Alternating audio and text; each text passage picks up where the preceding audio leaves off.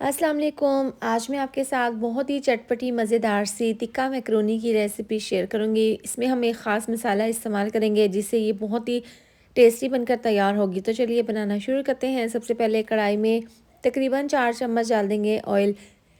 Oil जैसे ही गर्म होगा तो इसके अंदर डाल देंगे एक मीडियम साइज़ का प्याज और 4 अदद लहसुन के जवे बारीक काट कर और इनको हल्का सा फ्राई कर लेंगे। इसके बाद डाल देंगे इसमें चिकन। बोनलेस चिकन है 300 ग्राम। इसको मैंने 1 बाइट की शेप में छोटे-छोटे पीसेस में कट कर लिया था। अब डालकर चिकन को हमने फ्राई कर लेना है। इतना फ्राई करेंगे कि यहाँ पर चिकन का कलर चेंज हो जाए। अब देखें यहाँ पर चिकन का कलर अच्छे से चेंज हो गया है। इसके बाद इसके अंदर हम सब्जियाँ शामिल कर देंगे। हाफ़ प्याली है मटर, हाफ़ प्याली गाजर। आप यहाँ पर सब्ज़ी को किसी भी शेप में कट कर सकते हैं। इस तरह से सब्जियाँ डालकर चिकन के साथ दोनों को हमने अच्छे से फ्राई कर लेना है। देखिए अभी इसमें पानी नहीं डाला, ये चिकन का और सब्जियों का पानी है। अभी हमने मीडियम आंच पर पानी को ड्राई करना है। 2 से 3 मिनट लगे हैं। देखिए पानी जो निकला था सब्जियों के अंदर से, चिकन के अंदर से, वो खुश्क हो गया है। अभी हमने थोड़ा सा चिकन को और सब्जियों को गलाना है, तो इसके लिए हम थोड़ा सा पानी डाल देंगे, तकरीबन 4 से 5 चम्मच।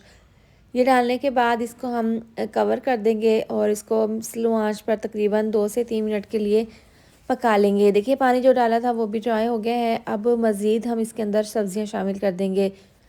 तो 1 प्याली डाल देंगे शिमला मिर्च बारीक काट कर, 1 प्याली डाल देंगे बंद गोभी।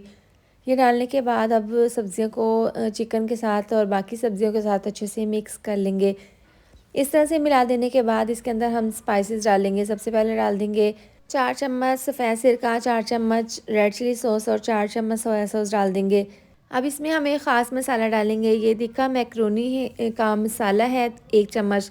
यहाँ पर टिक्का मैकरोनी का मैंने साशे लिया था। इसमें 2 इन 1 की पैकिंग है, यानी कि मैकरोनी के साथ साथ इसमें मसाले का भी पैकेट होता है और इस तरह से जब हम इसमें डालकर बनाते हैं तो ये बहुत ही ज़्यादा फ्लेवरफुल बनता है। अब 1 चम्मच डाल देंगे चाइना सॉल्ट, 1 चम्मच टेस्ट के हिसाब से नमक। इस तरह से डालने के बाद अब इसको अच्छे से मिक्स कर लेंगे। अब ये देखें टिक्का मैकरोनी का जो मसाला मैंने इसके अंदर शामिल किया है, इसके बाद हमने इसमें किसी भी मसाले को शामिल नहीं करना, क्योंकि तमाम मसालों का फ्लेवर इस एक ही साशे में मौजूद होता है, टिक्का मैकरोनी साशे में। तो आपको इसके बाद किसी भी फ्लेवर को इसमें शामिल करने की ज़रूरत नहीं है। अब इस तरह मिला देने के बाद सब्जियों को, चिकन को मसाले में इसके अंदर मैकरोनी शामिल कर देंगे। अच्छे से इसको मिक्स कर लेंगे। मैकरोनी मैंने पहले ही बॉईल करके रख ली थी, हल्का सा नमक और ऑयल डालकर। अब इस तरह से ये देखें इसको अच्छे से मिक्स कर देंगे। यहाँ पर आपने सब्जियों के साथ, चिकन के साथ मैकरोनी को बहुत अच्छे से मिक्स कर लेने हैं। यकीन करें मसाला जो हमने इसके अंदर शामिल किया है उसकी बहुत ही ज़बरदस्त खुशबू आ रही है। अब देखें अच्छे से मिक्स करने के बाद इसको हम स्लो आंच पर तकरीबन 3 से 4 मिनट के लिए दम पर रख देंगे। तो लीजिए ज़बरदस्त सी हमारी ये टिक्का मैकरोनी तैयार है। बहुत ही ज़बरदस्त फ्लेवरफुल ये बनती है। तो आप भी मेरी तरह से इस रेसिपी को ज़रूर ट्राई करें। ये वाक़ई में ही बहुत ही ज़्यादा रेस्टोरेंट से भी ज़्यादा मज़ेदार घर पर आप बनाकर तैयार कर सकते हैं और इसका फ्लेवर जो है वो वाक़ई में ही बहुत ही ज़्यादा टेस्टी बना था।